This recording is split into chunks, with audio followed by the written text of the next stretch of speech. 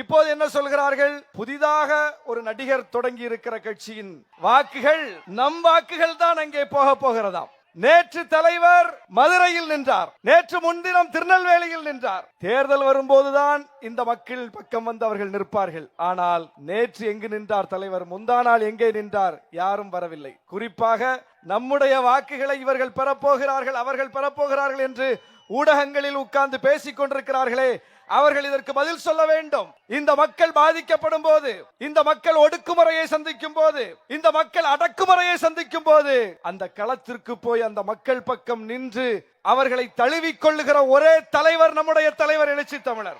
பாதிக்கப்பட்ட மக்கள் அந்த தலைவர்களை தொடர்பு கொள்ள முடியுமா? முடியாது. நாளைக்கு இந்த மக்களின் வாக்குகளை இவர்தான் வாங்க போகிறார், அவர்தான் வாங்க போகிறார் என்று சொன்னார்களே, அவர்கள் யாராவது இந்த மக்களை தொடர்பு கொள்ள முடியுமா? முடியாது. பார்க்க முடியுமா? முடியாது. பேச முடியுமா? முடியாது.